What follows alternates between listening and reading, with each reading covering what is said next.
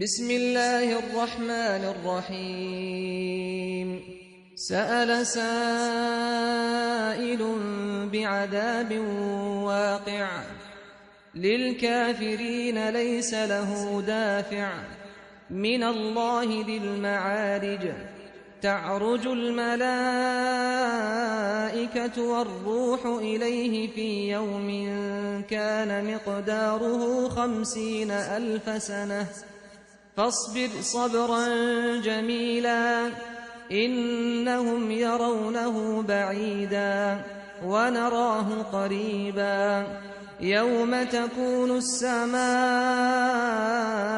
كالمهل وتكون الجبال كالعهن ولا يسأل حميم حميما يبصرونهم يود المجرم لو يفتدي من عذاب يومئذ ببنيه وصاحبته وأخيه وفصيلته التي تؤويه ومن في الأرض جميعا ثم ينجيه كلا إنها لظى نزاعة للشوى تدعو من أدبر وتولى وجمع فأوعى إن الإنسان خلق هلوعا إذا مسه الشر جزوعا وإذا مسه الخير منوعا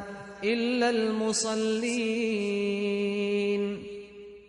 الذين هم على صلاتهم دائمون والذين في أموالهم حق معلوم للسائل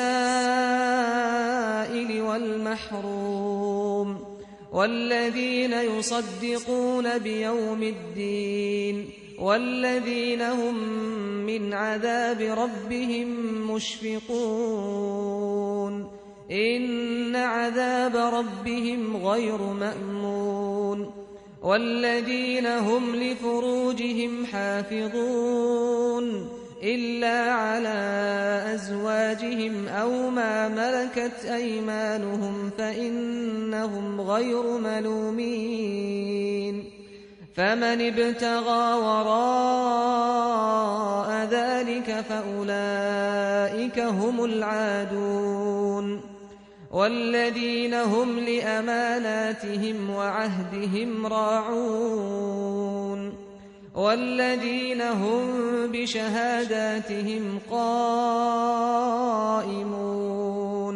والذين هم على صلاتهم يحافظون أولئك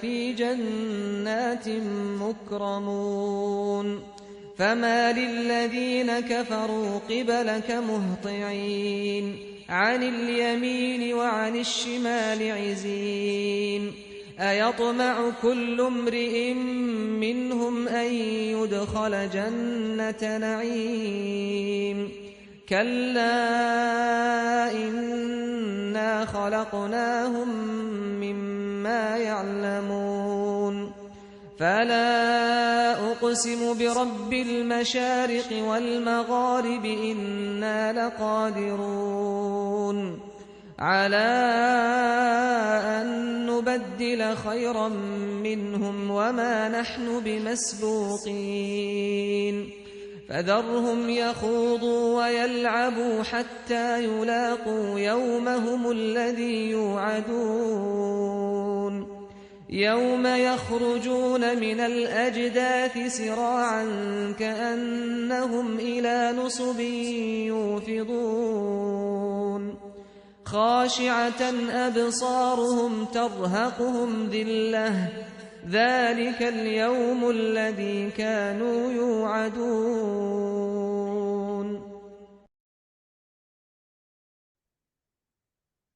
الرحمن الرحيم الحمد لله رب العالمين الصلاة والسلام على أشرف المرسلين سيد الأولين والآخرين سيدنا وحبيبنا وشفيعنا ونبينا مولانا محمد وعلى آله وصحبه أجمعين رضي الله تبارك وتعالى عن قطب العارفين وإمام الصديقين مولانا أبي العباس أحمد بن محمد التجاني وخلفائه المهتدين وأهل طريقته الفائزين الرابحين وجميع المسلمين آمين يا رب العالمين. أما بعد, après avoir formulé les louanges à Allah subhanahu wa ta'ala, adressé les prières et salutations sur le noble prophète Sayyidina Muhammad sallallahu alayhi wa sallam.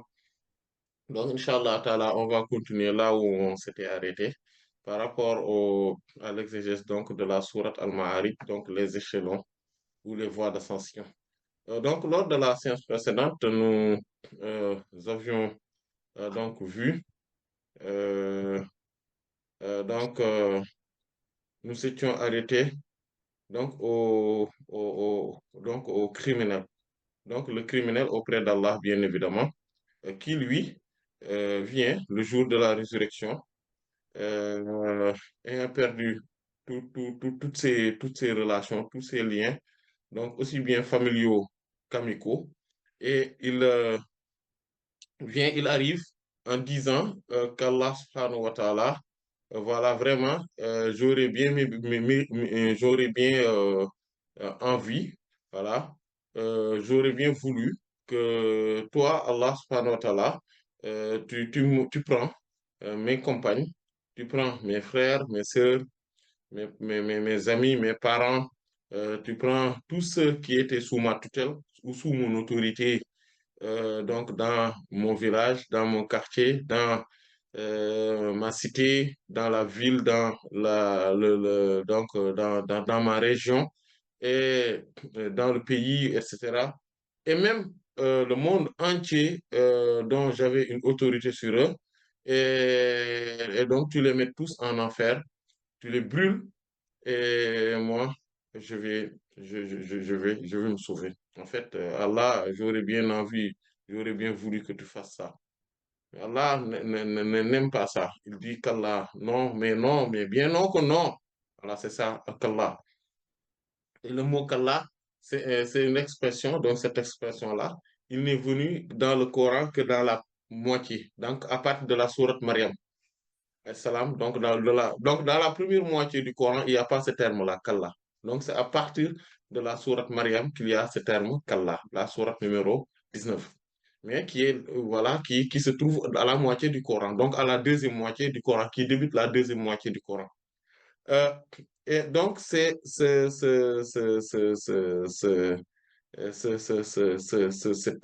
enfer-là, il dit que c'est Lazare.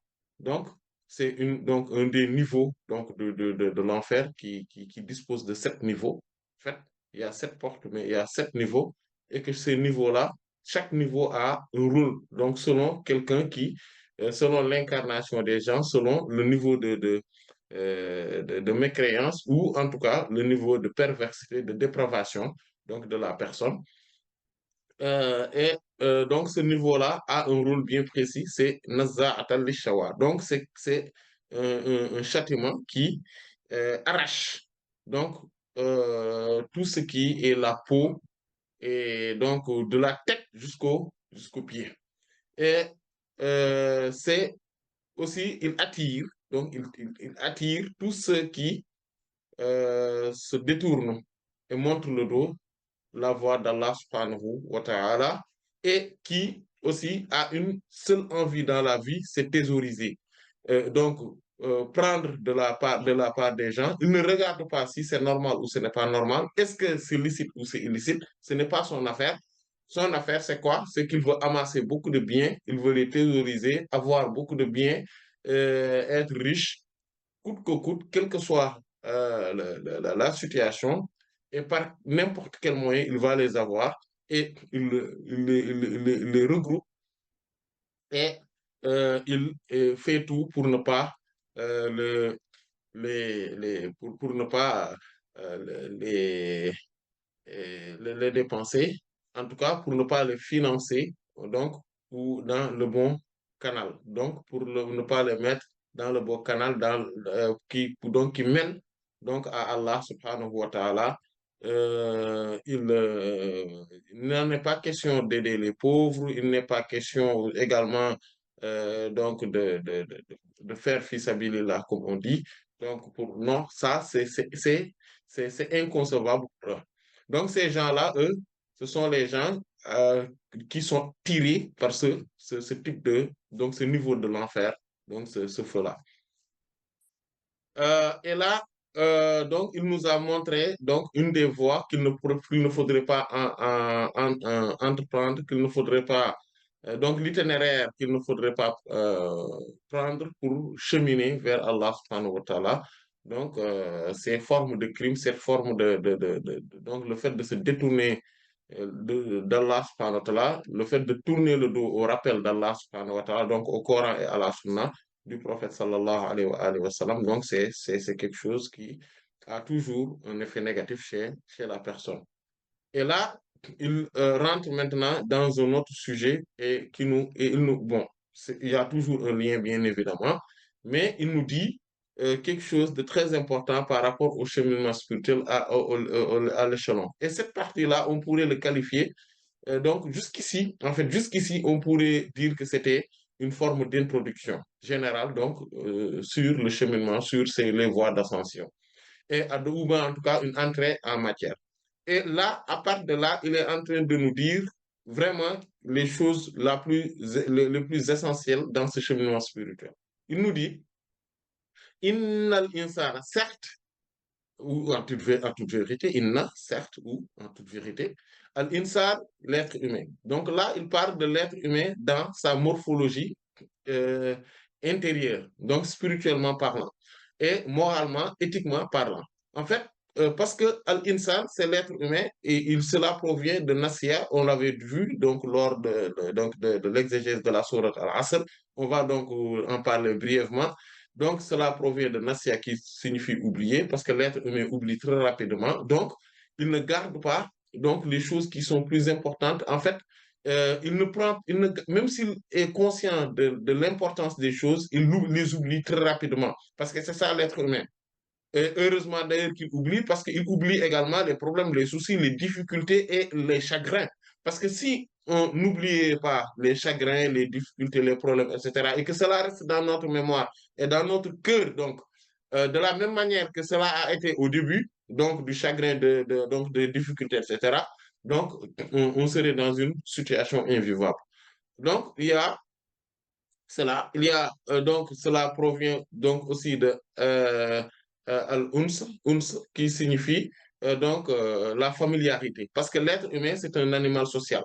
Donc c'est ça l'homme aussi, c'est un animal social qui ne supporte pas donc d'être isolé. Et d'ailleurs, c'est pour cela que souvent dans toutes les sociétés, ils ont cette forme de punition. Donc pour tous ceux qui sont dans des formes de délits, de crimes, etc. Donc, on les met en prison pour les isoler, un peu les empêcher donc d'être libres, mais aussi les isoler donc de ceux à qui ils étaient familiers. Donc cette familiarité-là. Donc, c'est pour cela que l'être humain n'est pas sauvage par nature. C'est pour cela que quelqu'un qui arrive quelque part et dont il ne connaît pas, on voit qu'il est totalement dépaysé. Voilà. Et à chaque fois qu'on le voit, on sait que lui-là, il n'est pas familier de ce milieu-là. Et donc, cette familiarité-là, c'est l'être humain. C'est un animal vraiment social. La troisième provenance de ce terme-là, al-insan, c'est anasa. Anasa qui signifie apercevoir. C'est-à-dire, donc, que l'être humain, c'est donc, contrairement aux djinns qui ne sont pas aperçus, donc, les djinns, c'est celui qui n'est pas perceptible. L'être humain, lui, il est perceptible. Il est visible, il est accessible. Et donc, par les cinq sens. Donc, c'est ça, Anasa. Donc, quand on dit, voilà, il a vu, il a aperçu de loin. C'est ça, Anasa. Et donc, l'être humain, il est comme ça. Ce qui fait que donc Anasa, c'est que en fait pourquoi donc le fait que cela provient de là-bas donc montre la vulnérabilité de l'être humain parce que on peut l'atteindre très rapidement. Donc l'être humain c'est quelqu'un de très vulnérable aussi. Vous voyez, même les gens qui pensent qu'ils étaient les plus invulnérables, en fait, à un moment donné ou à un autre, se sont sentis très vulnérables. Donc, l'épisode du COVID-19 ne nous est pas très loin.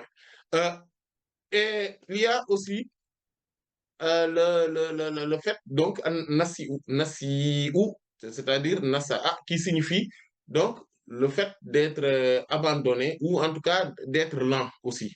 La lenteur, parce que l'être humain, ces choses sont trop lentes, etc. Tout ça. Donc, c'est comme si qu'Allah subhanahu wa ta'ala nous dit que l'être humain, par nature, est qualifié par tout ça.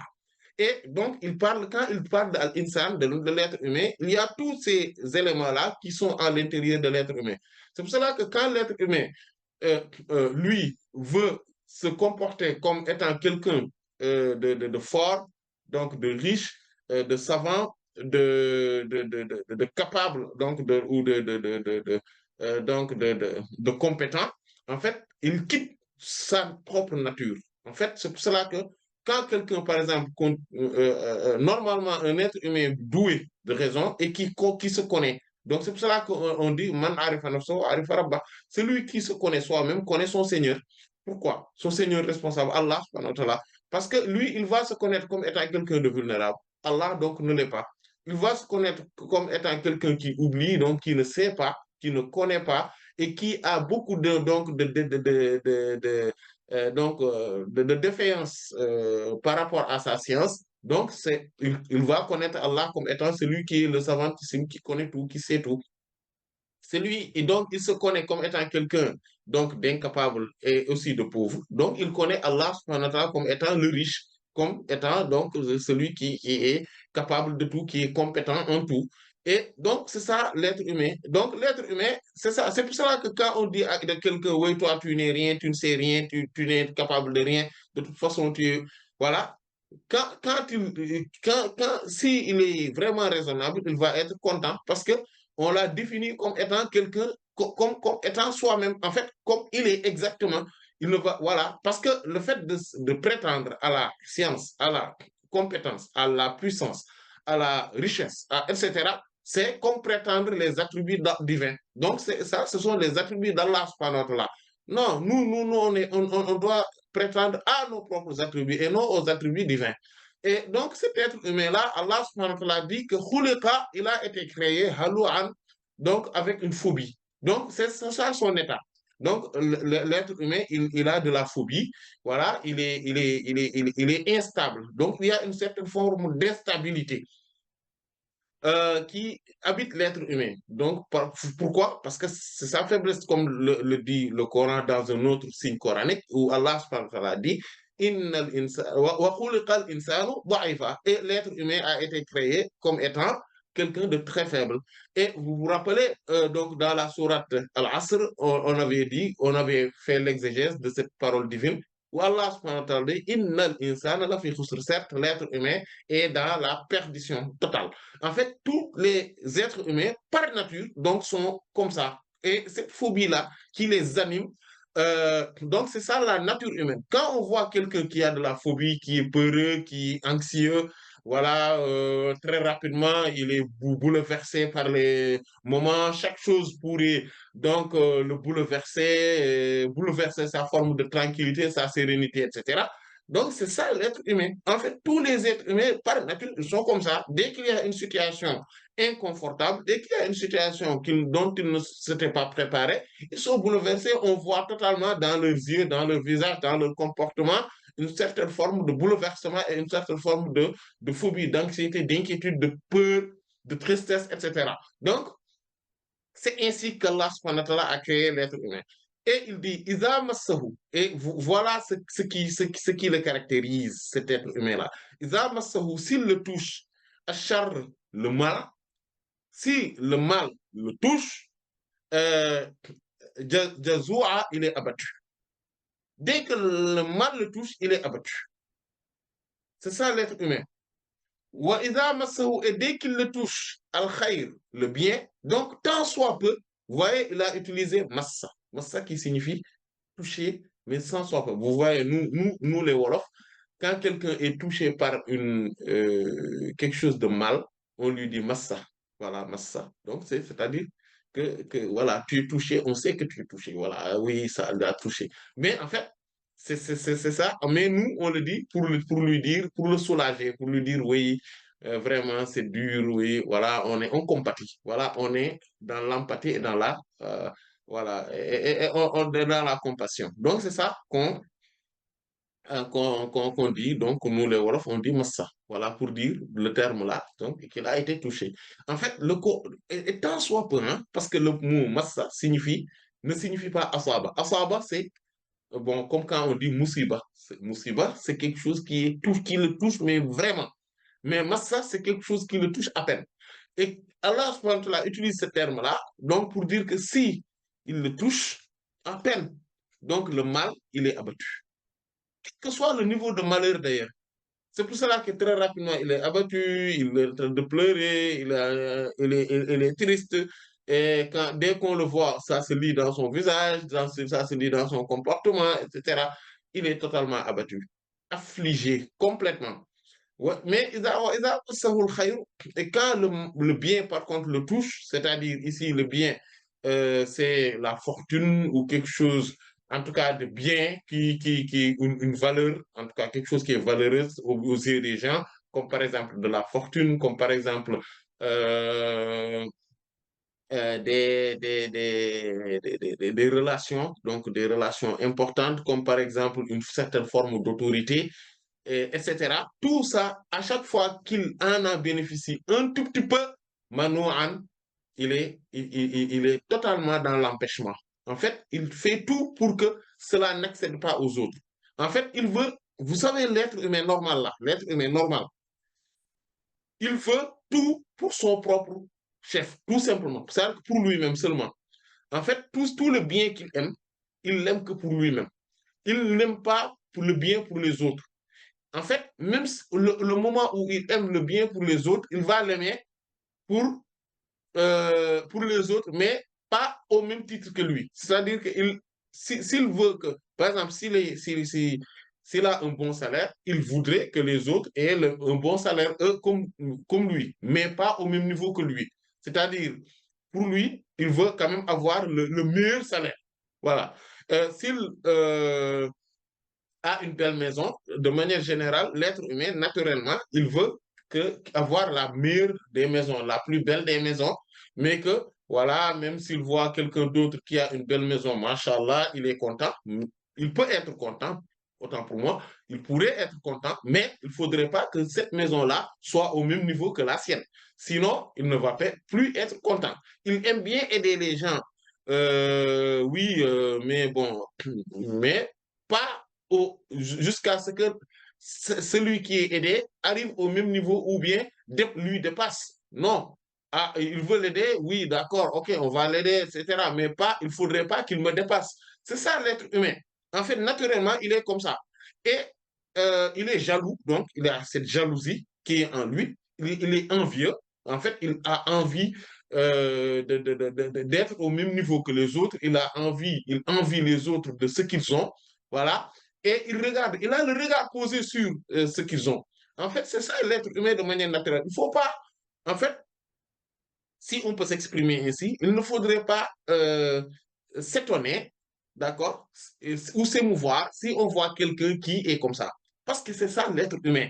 Il y en a qui n'arrivent pas à le cacher, ils le gardent En fait, il y en a qui arrivent à le cacher, donc qui le gardent au plus profond d'eux-mêmes, mais il y en a d'autres qui n'arrivent pas à le cacher. Là, ils n'ont pas la maîtrise d'eux-mêmes. Il faudrait qu'ils, dans leurs agissements, dans leurs propos, que ça apparaisse. Les gens sont comme ça. C'est ça l'être humain. Faut pas s'en émouvoir trop, s'en émouvoir, oui, lui, il est comme ça. Non. Ce qui est pour dont on le critique. En fait, les critiques vont aller sur un seul point, sur le fait qu'ils arrivent quand même à le manifester. Mais le fait que cela est une réalité profonde chez tout être humain de manière générale, ça, c'est quelque chose de naturel. Il y en a certains, par contre, qui vont trop loin. En fait, ils vont aller dans la sorcellerie, dans les magies noires, ou bien dans même des ruses et stratagèmes qui vont essayer de mettre en mal les autres. En fait, s'ils arrivent à les tuer physiquement, à les éliminer même physiquement, il va le faire. Pourquoi? Parce qu'il est jaloux, il est envieux, il est méchant, il est voilà, etc. Donc, il y a des gens qui sont comme ça. Pour eux, en fait, le bien, ça doit être pour eux et pour eux seulement. Si quelqu'un d'autre devrait en bénéficier, il faudrait l'éliminer, quel que soit le moyen, et, et, et s'il le faut, physiquement. S'il le faut, physiquement. Donc, ça, c'est l'être humain. C'est l'être humain qui est comme ça. C'est comme ça qu'il a été créé. Il est ainsi. Il a cette phobie-là. Il n'aime pas totalement les autres comme il s'aime lui-même. Pour s'aimer, pour aimer les autres comme on s'aime soi-même, il faudrait être un véritable croyant. C'est pour ça que le prophète sallallahu alayhi wa sallam dit dans le hadith de Sayyidina Anas radhiyallahu anhu qui est dans les Sahih, il dit la yu'minu ahadukum hatta yuhibba li akhihi ma yuhibba li nafsihi. Personne n'est véritablement croyant tant qu'il n'aimerait pas pour soi-même ce qu'il tant qu'il n'aimerait pas pour ses frères, donc ses frères musulmans, ce qu'il aime pour soi-même. Donc ça, c'est la foi qui le donne. Mais l'être humain, si on le laisse sans foi, en tant que mécréant, en tant que...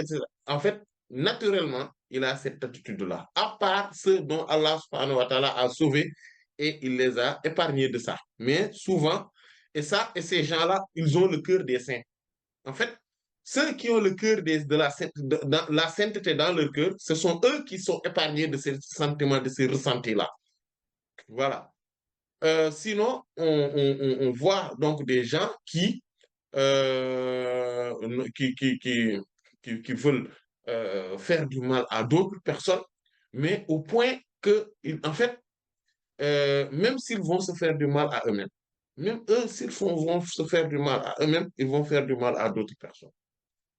Pour eux, non, il n'en est pas question que l'autre réussisse. En fait, ils vont même pouvoir dépenser toute leur fortune pour que l'autre ne réussisse pas. Il y a des gens qui sont comme ça. Et ce, par des moyens exotériques, donc externes, palpables, mais s'il le faut, par des moyens ésotériques, intérieurs, internes, donc avec voilà, des spirituels, etc. Et mysticisme, s'il le faut. Mais il ne faudrait pas que l'autre personne réussisse. Il y a des gens qui sont comme ça. Il y a des gens qui, même leur propre... En fait, quand ils vont quelque part pour demander des doigts, des invocations pieuses, ils ne le demanderont pas pour eux-mêmes, pour que eux, ils avancent, ils évoluent dans la vie. Non. Ils demandent pour que l'autre n'évolue pas, pour que l'autre soit anéanti, pour que l'autre soit dans du malheur, mais pas pour eux. Eux, ils ne demandent rien pour eux-mêmes. C'est ça qui est extraordinaire, en fait. C'est ça qui est extraordinaire. Il y a des êtres humains comme ça, hein, et une bonne partie des sociétés où il y a le mysticisme qui est développé, il y a une écrasante majorité de la population qui sont comme ça. Voilà. D'autres pays, il y a beaucoup de meurtres, beaucoup de tueries, de règlements de compte. Quoi? Parce qu'on ne vous veut pas le bien pour l'autre,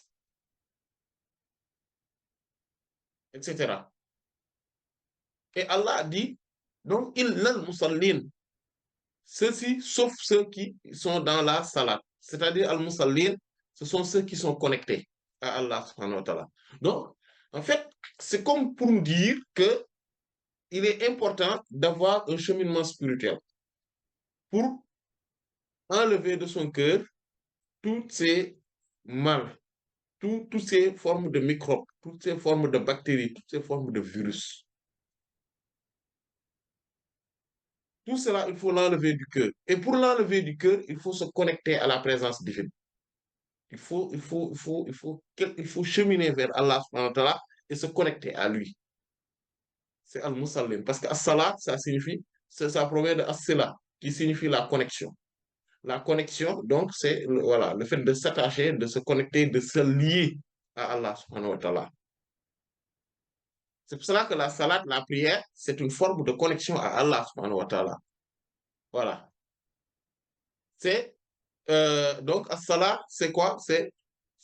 Donc la prière, l'office de la prière, c'est le moment ou le théâtre de connexion entre Allah subhanahu wa ta'ala et, et donc le serviteur. C'est Mahallul Munajat. Donc, c'est donc le théâtre de l'entretien intime entre le serviteur et Allah subhanahu wa ta'ala.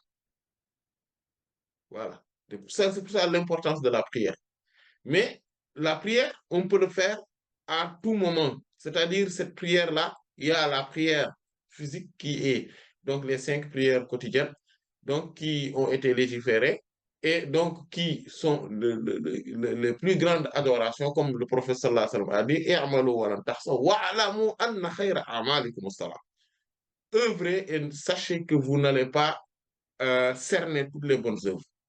Mais il faudrait savoir que la meilleure de vos œuvres, c'est la prière.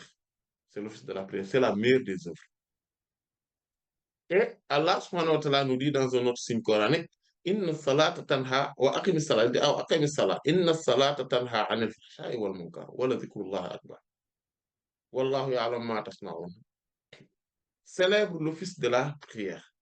Car la prière interdit les turpitudes et les choses blâmables. Cependant, l'évocation ou la mémoire d'Allah subhanahu wa ta'ala, donc l'évocation, le fait d'évoquer, de faire le zikr, de se rappeler d'Allah, de mettre Allah dans sa mémoire, c'est-à-dire lors de la prière. Cela ne veut pas dire à l'extérieur de la prière. Lors de la prière, le fait qu'on a la présence du cœur, c'est encore plus grand encore. Kbarou, c'est plus grand encore. Pourquoi? Parce que cela si on fait la prière, mais ayant un cœur distrait, ok? Cela va avoir son effet dans notre quotidien. C'est quoi? Cela va nous empêcher, si on le fait dans les bonnes règles de l'art, il n'y a que la distraction du cœur qui est là. Là, on va se sauver donc des turpitudes et des choses blâmables. C'est ce que cela va nous amener. Mais quand on le fait avec la présence du cœur, en étant concentré ayant une forme d'entretien intime avec Allah subhanahu wa ta'ala lors de cette prière, il y aura donc le jaillissement donc des lumières dans notre cœur et qui va traverser tout notre être et va nous propulser dans les hautes sphères de la spiritualité. Et en ce moment-là bien précis, on aura donc euh, donc cette chose-là, c'est encore plus grand. C'est encore plus grand. C'est ce que ça signifie. Ça ne veut pas dire que le fait de faire du zikr là, c'est meilleur que la prière. Non, non, non. Ça ne signifie en aucun cas cela. Parce que certains disent que oui, le zikr, donc, c'est plus important. Donc, ils délaissent la prière, donc, au profit du zikr, pensant qu'ils sont en train et qu'ils sont dans quelque chose d'important. Non. D'ailleurs, c'est pour cela que le professeur Allah subhanahu wa ta'ala dit dans un autre sujet coranique, wa aqimis salat les zikri. Célèbre l'office de la prière afin de me mettre dans ta mémoire, de me mettre de m'évoquer, afin de m'évoquer. Parce que cette évocation-là d'Allah subhanahu wa ta'ala, le zikr se rappelle d'Allah subhanahu wa ta'ala, cette mention du nom d'Allah subhanahu wa ta'ala lors de la prière, cette mention donc de la parole d'Allah subhanahu wa ta'ala lors de la prière, c'est beaucoup plus grand que toute autre chose. Donc, ceux qui sont connectés à Allah subhanahu wa ta'ala, donc qui s'attachent à Allah, qui se conforment aux lois d'Allah subhanahu wa ta'ala, donc ce sont eux qui aussi ont cheminé vers Allah subhanahu wa ta'ala. Donc ce sont eux qui vont réaliser donc les étapes de ces échelons ou de ces voies d'ascension vers Allah subhanahu wa ta'ala. Donc, et ça, il faudrait le comprendre. Donc ceux qui sont dans cette sphère de la spiritualité, qui sont connectés à Allah, dans la présence divine, donc al-Hadra al-Ilahiyya, donc la présence divine, donc ce sont eux-là qui vont échapper, donc qui vont être des exceptions au caractère humain qui est inné en l'être humain. Donc, ce sont les caractères dont on vient de voir, cette forme de phobie, cette forme d'être abattu, le fait d'être abattu très rapidement quand il y a du mal ou un malheur, et le fait d'avoir du bien et d'être trop cupide par rapport au bien. Et à chaque fois qu'on l'a, voilà, on n'aime pas que les autres aient la même chose que nous, etc. Voilà. Donc, toutes ces formes de maladies spirituelles-là, et morales, et éthiques, donc toutes ces formes-là, pour s'en débarrasser, il faudrait se connecter à la présence divine. Et quand on parle de présence divine, cela ne signifie pas un lieu qui a été aménagé quelque part dans les cieux ou quelque part ailleurs dans l'univers et que les gens vont y entrer, vont y revenir. Et parfois, il y a des formes de montée ou etc. Tout ça, ça n'existe pas. Hein. Ce n'est pas une En fait, les gens, quand ils en parlent, donc dans le monde du soufisme, par exemple, quand ils en parlent, beaucoup de gens ont une mauvaise compréhension de cette réalité-là. Ils pensent que les gens voyagent physiquement, ils vont en haut, ils vont quelque part, ils rendent visite quelque part, etc. Ça, c'est faux, ça n'existe pas, ça. Cette compréhension-là, en fait, les termes qu'on utilise de manière générale, donc en extérieur comme ça, les termes qu'on utilise renvoient à ces sens-là.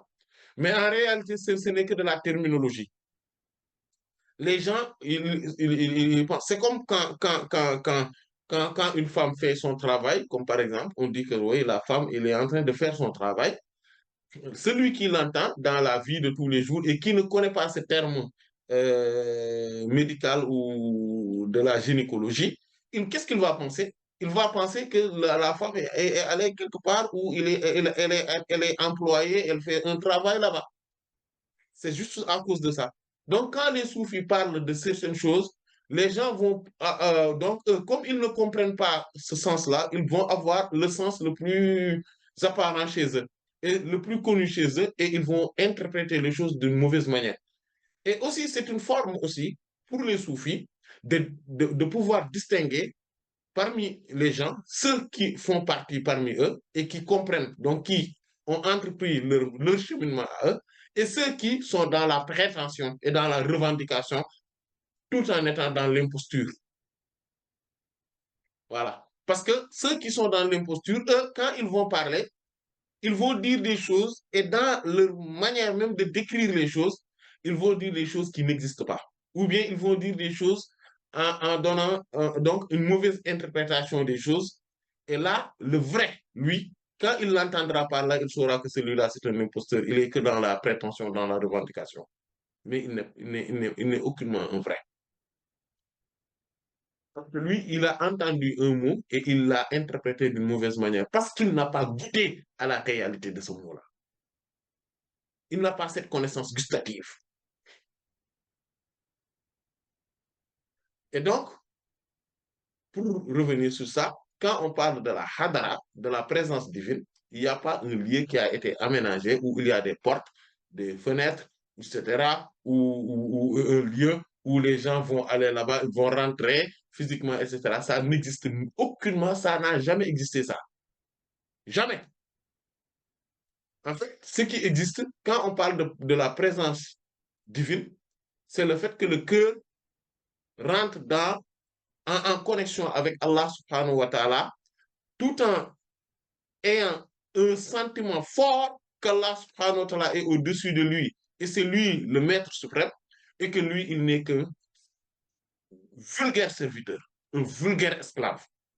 Et ça, ce sentiment-là qu'on a, en ayant un entretien intime avec Allah, quand on l'a, on est dans la présence divine.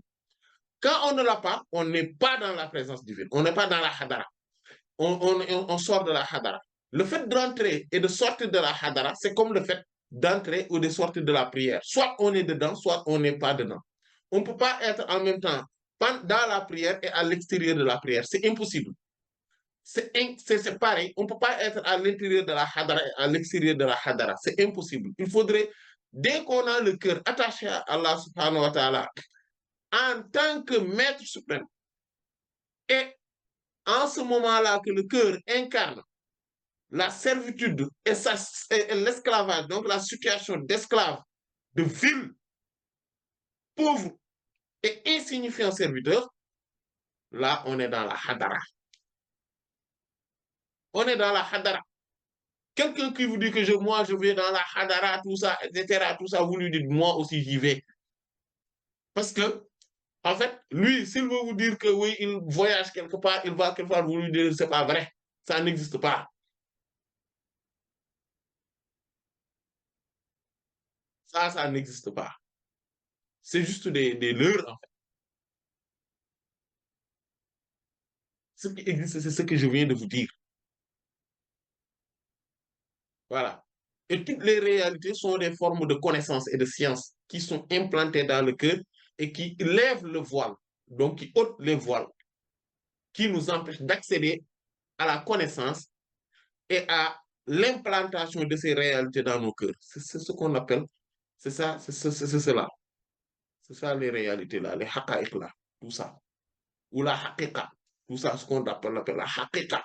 C'est quoi haqiqa? Haqiqa, ça signifie la réalité, la vérité. C'est ce que ça signifie la haqiqa. Mais certains pensent que oui, c'est autre chose, etc.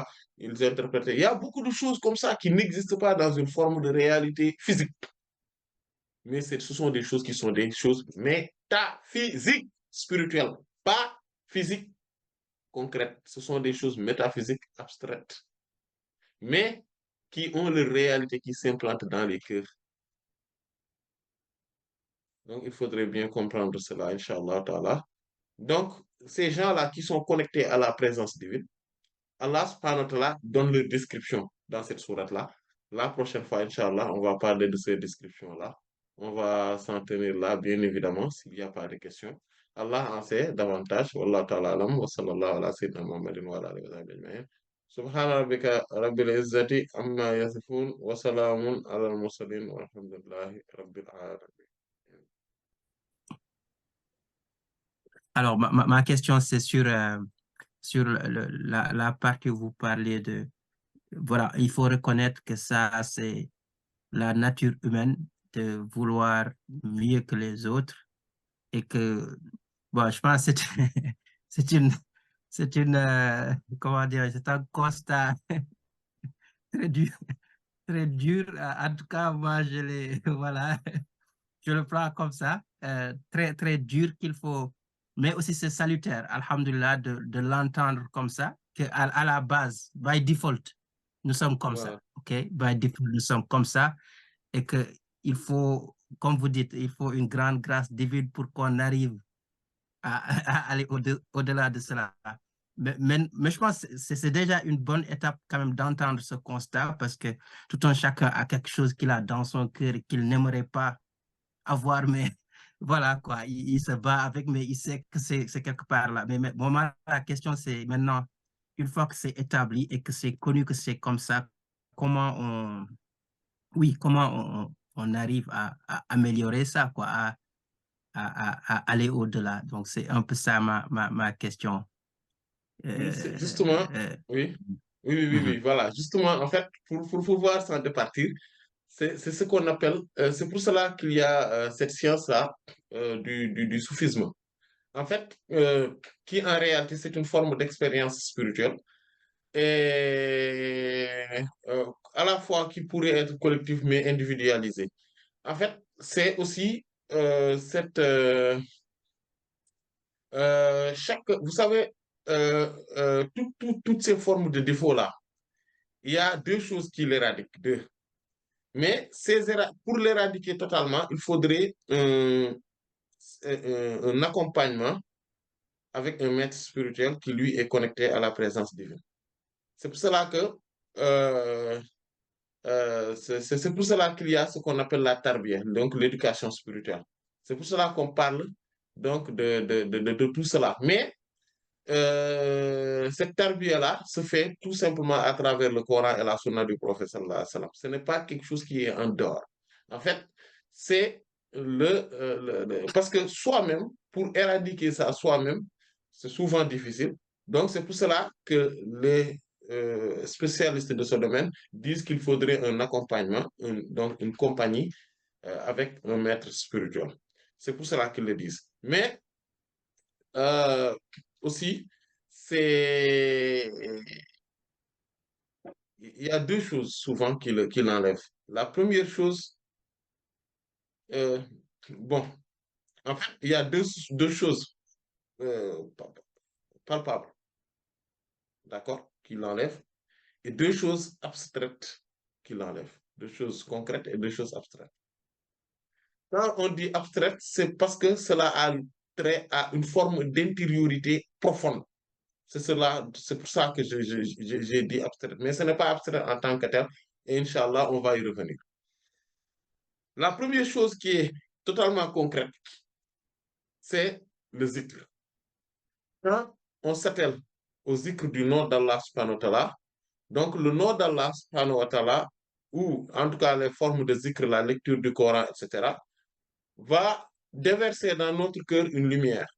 Et ces lumières-là vont absorber ces formes de ténèbres. Parce que ces maladies-là, ces ressentis-là sont des ténèbres qui sont dans le cœur.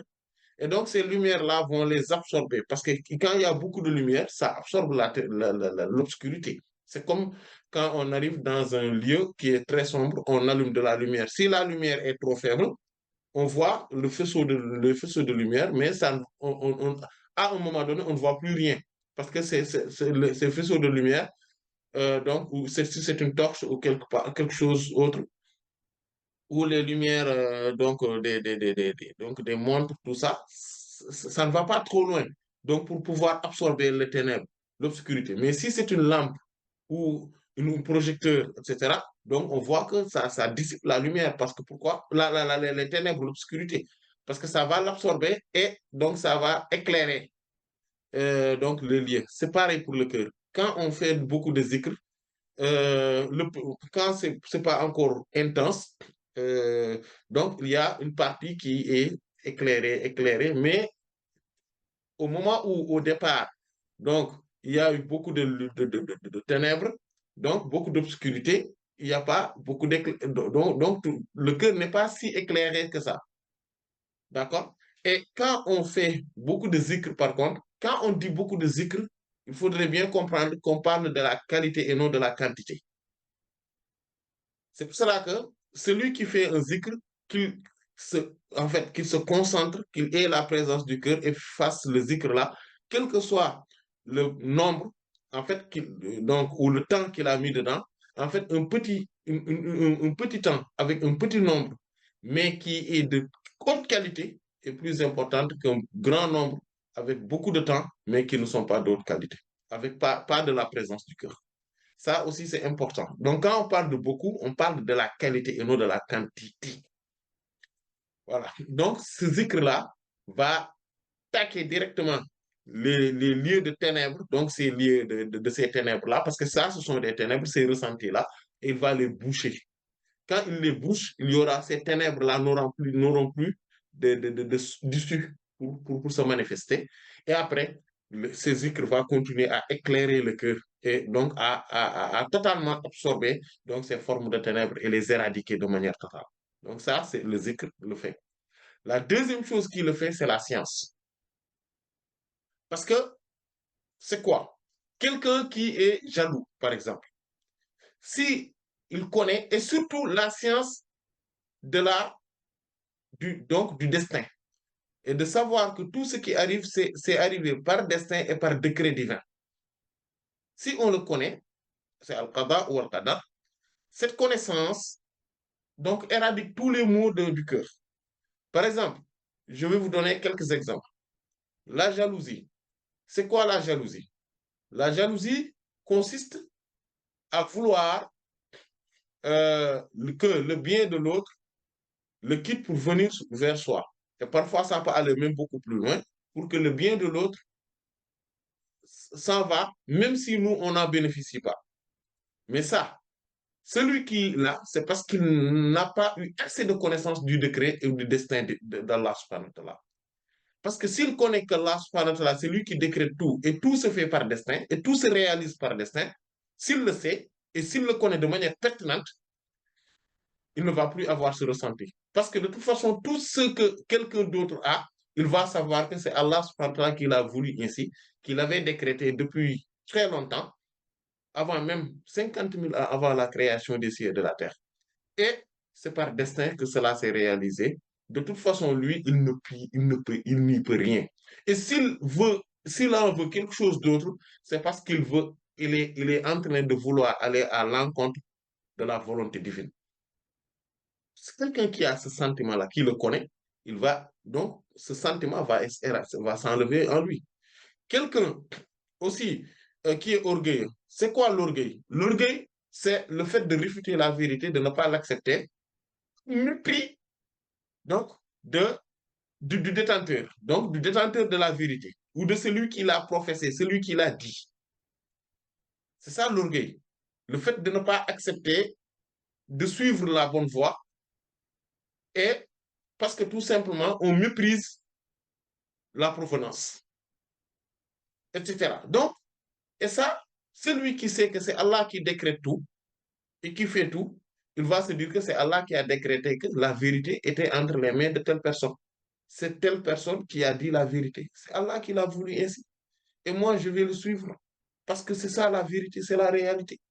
Et que ce que Allah a décrété, c'est qu'il m'a montré la vérité à travers cette personne-là. Et je vais l'accepter. Et je loue Allah, je le remercie de m'avoir montré la vérité, quel que soit le moyen. C'est lui qui décrète. En fait, là, de là où viendra la vérité, ce n'est pas ce n'est pas à nous de le déterminer. Parce que nous ne pouvons pas forcer Allah subhanahu wa ta'ala sur quoi que ce soit. C'est lui qui décide de nous montrer la vérité à travers qui que ce soit. Même à travers un pervers. C'est lui, Allah, qui décide. Donc, au moment où on sait que là, ça, c'est la décision divine, donc, cet orgueil-là va s'éradiquer en nous. Si on sait, par exemple, par exemple la mise en scène, hein, la mise en scène, l'ostentation, etc. Tout ça. Donc, nous, en Wolof, on dit ngistal. Voilà. Ria, en arabe. En fait, c'est quoi? C'est de faire quelque chose ou de le délaisser pour chercher la considération auprès du cœur des gens. En fait, si cette chose-là, si je sais que de toute façon, les gens ne peuvent rien pour moi, ils ne peuvent rien aussi contre moi, si ce n'est par la volonté d'Allah, par son destin et par son décret primordial. Qu'est-ce que je fais? Si je le sais, je sais cela de manière pertinente, je ne vais plus faire quelque chose ou le délaisser pour chercher la considération au cœur des gens. Donc, je vais m'échapper, donc je vais éradiquer en moi ça, cela aussi. En fait, le fait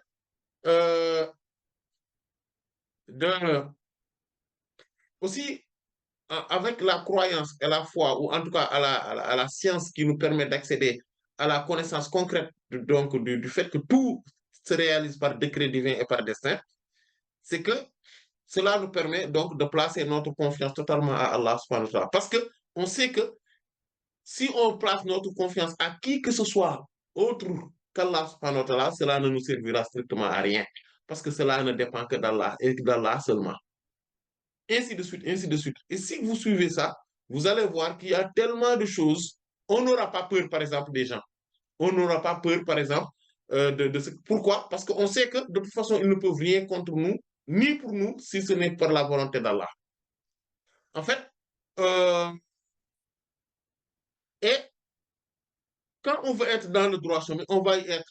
Parce qu'on sait que on va penser que, ah oui, cela pourrait nous empêcher d'accéder à telle chose, d'atteindre tel niveau dans notre profession, etc., de réaliser telle ou telle chose. Non, on se dit non, je vais faire ce qu'Allah a voulu parce qu'il n'y a que le destin qui est entre les mains d'Allah qui peut me faire, qui peut m'empêcher d'acquérir telle chose ou bien qui peut me faire réaliser telle chose. Donc, de toute façon, tout dépend d'Allah. Moi, je vais me fier à Allah et je vais faire ce qu'Allah a voulu.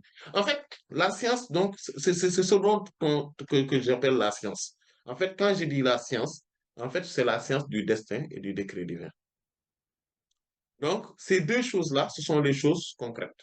Et quant aux choses abstraites maintenant, pourquoi? Parce que c'est plutôt intérieur et vraiment plus profond, interne. Ce sont deux choses. C'est la peur, une peur insupportable, et ou bien un amour suprême. En fait, quand on a peur d'Allah subhanahu wa ta'ala, on a peur donc de son châtiment, on évite tout ce qui euh, pourrait être contraire à sa décision, à sa volonté, mais aussi tout ce qui pourrait nous y amener. Et vous savez, quelqu'un qui a peur, imaginez quelqu'un à qui on menace, par exemple, d'expulsion de sa maison. Oui, là, et il n'arrive nulle part où aller. On lui menace d'expulsion. Vous imaginez ce gars-là, son état d'esprit en ce moment-là, il a peur, hein, que le délai arrive et qu'il n'a pas encore trouvé de logement. Il a peur. Mais ces moments-là, il n'a pas la tête à beaucoup de choses qui sont mauvaises, hein. Il n'a pas la tête à ça. Parce qu'il a peur. Quand quelqu'un a peur je ne sais pas, il y a un mal qui arrive et inéluctable. Cette peur-là, cette trouille-là qui est en lui, va l'empêcher de faire certaines choses.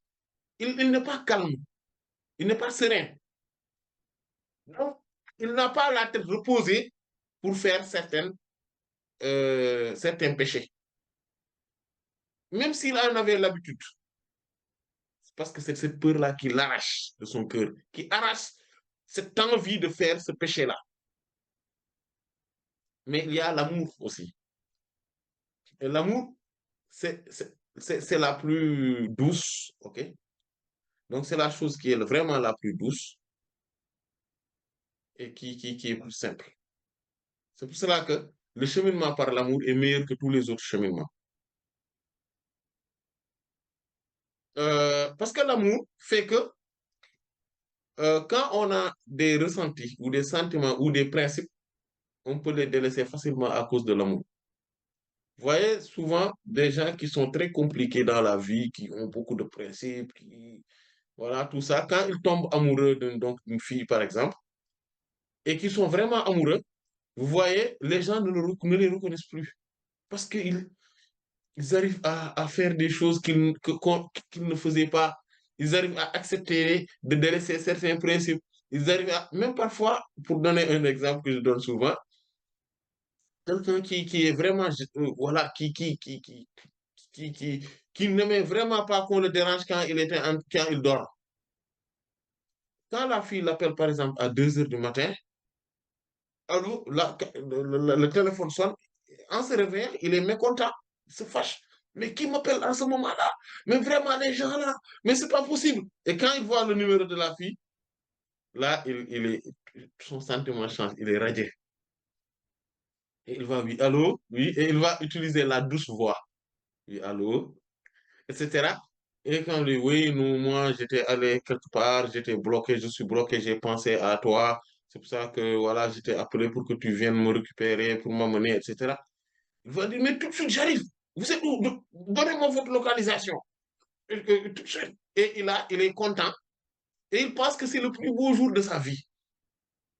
Il va aller. En fait, ce qui le pousse à ça, c'est quoi? C'est l'amour.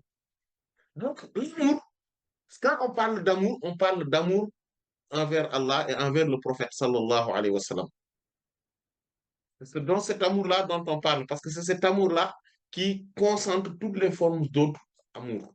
Et donc, qui feront que facilement, on va, on va éradiquer de notre cœur tout ce qui est le mal. Parce que quand on a de l'amour dans notre cœur, en fait, la haine, la jalousie, l'orgueil, l'infatuation. L'infatuation, c'est le fait d'être content de soi-même. Voilà, de s'auto-émerveiller. Voilà. Donc, tout ça, donc ça nous, ouais. Donc, soxna Dieynaba, oui, machallah. Donc, ça nous, hein, voilà, on quitte tout ça. On est loin de tout ça après. Voilà. On ne connaît plus la haine, on ne connaît plus la jalousie, on ne connaît plus l'infatuation, on ne connaît plus, je sais pas, l'orgueil, on ne connaît plus. Pourquoi? Parce qu'on est amoureux d'Allah et de son prophète, sallallahu alayhi wa sallam. Et cette lumière de cet amour-là va remplir notre cœur de telle sorte que toutes ces choses-là vont partir. Donc, grosso modo, c'est ça. Allah en sait davantage. Donc, ça, c'est bien par rapport à votre question. Rapidement, j'ai lu quelque part que la sourate Waqiya, ça donne de l'argent. Est-ce que c'est vrai? Oui. Genre, si tu récites ça souvent, c'est vrai? Oui. Combien de fois il faut? Non, tous les jours. Il faut le lire tous les jours. Ah bon? Et juste en le mettant, je sais pas, sur YouTube, ça marche pas. Il faut vraiment le lire tous les jours. Moi, ce que je sais, c'est le fait, c'est la lecture. Mais ça me rapporte, si vous le mémorisez, le jour où vous le mémorisez, vous pouvez la réciter, mais en quoi? 2, 3 minutes, hein. Ah bon? Ok, je Oui, vais. Ah, si mais vous le c'est pour mémorisez, ça, si vous avez des tips comme ça pour avoir de l'argent, faut les communiquer. mais attendez, il faudrait comprendre que l'argent, en fait, ça, ce qu'on appelle des asbab, ce sont des causes. Mais ce ne sont pas ce qui nous procure réellement l'argent. L'argent, c'est Allah qui le donne. La Oui, fortune, c'est Allah qui le donne et c'est lui qui le retient par rapport à qui il veut. c'est vrai.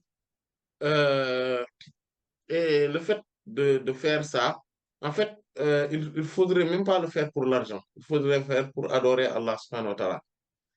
Oui, Et quand on le fait pour adorer Allah subhanahu wa ta'ala, parce que c'est la lecture du Coran, elle est bénéfique, et cette sourate particulièrement, Allah subhanahu wa ta'ala va nous donner de la fortune. ok. Celui qui le lit très souvent, il a de la fortune. Il ne manquera en rien. Ok. Euh, Soit la bonne, quoi. oui, il y Ok. a la sourate, il y a 3 sourates. Si vous le lisez euh, chaque jour, Inch'Allah, vous allez voir que vous allez avoir une ouverture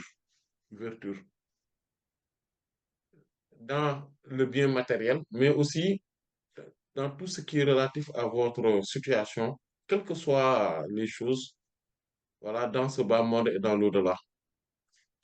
C'est la sourate Al-Fatih, la sourate numéro 48, et après vous allez jusqu'à la sourate 59, Al-Hashr, puis vous revenez dans la sourate numéro 56, Al-Waqi'a. Donc, la sourate 48, puis la sourate 59, puis la sourate 56. Donc, si vous le lisez tous les jours, Inch'Allah, Allah vous donnera cela. Il y a aussi autre chose qui est d'une importance capitale, c'est la sourate numéro 57. Si vous la lisez 3 fois par jour, Allah subhanahu wa ta'ala va vous procurer donc des solutions à tous vos problèmes. En fait, ce qu'Allah va faire, c'est que vous n'allez jamais avoir de problème. Ou, en tout cas, si vous devriez avoir un problème, il y aura d'abord la solution qui sera présente et après le problème va venir. Donc, la solution va, voilà, elle était déjà présente, quoi. Ok. Voilà. Et juste Donc, un ça, petit commentaire sur ce c'est que ce vous qu'on dites. appelle ça, ça, c'est le cadeau du jour. Merci beaucoup. Mais juste un commentaire par rapport à ce que vous disiez tout à l'heure, par rapport à la connexion à Dieu et le fait que, en fait, finalement, tu n'as plus peur de rien, tu n'es pas anxieux, etc. Ce que je dis là, c'est pas un but ostentatoire et que Dieu m'en préserve. Mais cette Mais, connexion-là, à un moment de ma vie, j'y ai goûté. Et franchement, alhamdulillah. c'est pour ça, j'acquiesçais à chaque fois que vous parliez, parce que c'est vraiment ça. C'est-à-dire, Oui, Dieu est dans votre tête chaque oui. instant de la journée. Quand vous Mhm, travaillez, quand vous marchez dans la rue, etc., etc. mhm, Ça fait que, en fait, déjà, vous êtes léger. Rien dans la mhm. vie ne, ne Vous devient un bouscule. poids, une charge. Voilà, Et tout ce voilà, qui c'est est ça. un problème, aussi, vous le prenez de façon très, je sais pas comment dire ça, mais tout ce Oui, qui vient oui, comme très problème, light. En fait, vous voyez la solution. Parce que limite, je tombais malade et je remerciais Dieu de tomber malade parce que ça me permettait mhm, d'expier des péchés alors que physiquement, je me sentais mal. Donc, c'est mhm, vrai, hein. La connexion, mhm. là, l'avoir, c'est pas la partie la plus difficile, je trouve. C'est la maintenir qui est difficile. Voilà, c'est ça aussi. Oui, c'est la maintenir et le faire évoluer dans d'autres formes. Oui, c'est ça. Oui, oui, et effectivement, parce que souvent, c'est pour cela que souvent, les plus grands saints, ce sont les gens qui sont les plus éprouvés. Mais ces épreuves-là ne sont que superficielles. Mm. Ceux qui les voient pensent qu'ils sont dans une vie très difficile, c'est trop compliqué cette situation-là, alors que pour eux, c'est rien. C'est Mm. rien. En fait, c'est parce que physiquement ou extérieurement, oui, il y a des complications, mais c'est le ressenti. En fait, le ressenti, c'est facile. Ils ont pas de soucis, quoi. Ils n'ont pas de soucis. Mais après, c'est vraiment maintenir cet état-là qui est très compliqué parce que tu tombes, tu Oui, rentres. oui, d'où l'importance du cheminement spirituel. Parce que c'est ce qui permet de maintenir cet état. C'est de maintenir et de relativiser. Parce que, en fait, comme vous avez dit tout à l'heure, là, le souci, en fait, le souci n'est que psychologique. le souci, ce n'est que psychologique. Si moi je pense que, parce que il y a des gens qui, par exemple, habitaient dans un appartement qui est un F3, pour eux, c'est un grand problème, c'est un souci. Parce que pour eux, il devrait y avoir un F5, ou une belle villa, etc. Pour eux, c'est une villa, il devrait y avoir une avec piscine. S'il n'y a pas ça, c'est comme si le monde est est en train ouais, de trembler sur eux-mêmes. Voilà, le ciel est en train de tomber sur leur tête. Mm. Pour d'autres, habiter dans un, je sais pas, 7 mètres carrés, c'est pas un problème pour eux. En fait, c'est relatif, en fait, les problèmes. C'est ça. Tout est relatif. Voilà. Il y en a certains, par exemple, ne pas avoir un enfant, par exemple, voilà, là, je suis là, j'ai pas encore d'enfant, etc. Pour eux, c'est un grand souci. Pour d'autres, ce n'est même pas un problème. Pour eux, même, ils remercient même Allah d'avoir pas eu d'enfant, quoi. C'est pas grave, quoi. Parce que bon, ils vivent, quoi. Ça leur permet de vivre tranquille, quoi. Et puis, voilà. En fait, c'est pour ça que tout est relatif, en fait. Voilà. Mais ce qui est sûr, c'est qu'il y a une chose. Si on a Allah et qu'on est connecté à Allah, c'est ce qui veut dire on a Allah, c'est-à-dire avec soi, on n'a rien perdu et on a tout avec nous. Voilà. Donc, on va s'en tenir là, Inch'Allah. Allah en sait davantage. Wallahu ta'ala alam wa sallallahu ala sayyidina Muhammadin wa ala alihi wa sahbihi ajma'in. Subhana rabbika rabbil izzati amma yasifun wa salamun ala al-mursalin walhamdulillahi rabbil alamin. بسم الله الرحمن الرحيم سأل سائل بعذاب واقع للكافرين ليس له دافع من الله ذي المعارج تعرج الملائكة والروح إليه في يوم كان مقداره 50,000 سنة فاصبر صبرا جميلا إنهم يرونه بعيدا ونراه قريبا يوم تكون السماء كالمهل وتكون الجبال كالعهن ولا يسأل حميم حميما يبصرونهم يود المجرم لو يفتدي من عذاب يومئذ ببنيه وصاحبته وأخيه وفصيلته التي تؤويه ومن في الأرض جميعا ثم ينجيه كلا إنها لظى نزاعة للشوى تدعو من أدبر وتولى وجمع فأوعى إن الإنسان خلق هلوعا إذا مسه الشر جزوعا وإذا مسه الخير منوعا إلا المصلين الذين هم على صلاتهم دائمون والذين في أموالهم حق معلوم للسائل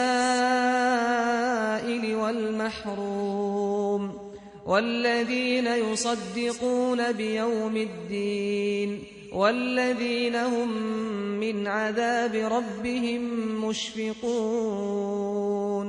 إن عذاب ربهم غير مأمون والذين هم لفروجهم حافظون إلا على أزواجهم أو ما ملكت أيمانهم فإنهم غير ملومين فمن ابتغى وراء ذلك فأولئك هم العادون والذين هم لأماناتهم وعهدهم راعون والذين هم بشهاداتهم قائمون والذين هم على صلاتهم يحافظون أولئك في جنات مكرمون فما للذين كفروا قبلك مهطعين عن اليمين وعن الشمال عزين أيطمع كل امرئ منهم أن يدخل جنة نعيم كلا إنا خلقناهم مما يعلمون فلا أقسم برب المشارق والمغارب إنا لقادرون على أن نبدل خيرا منهم وما نحن بمسبوقين فذرهم يخوضوا ويلعبوا حتى يلاقوا يومهم الذي يوعدون يوم يخرجون من الأجداث سراعا كأنهم إلى نصب يوفضون خاشعة أبصارهم ترهقهم ذلة ذلك اليوم الذي كانوا يوعدون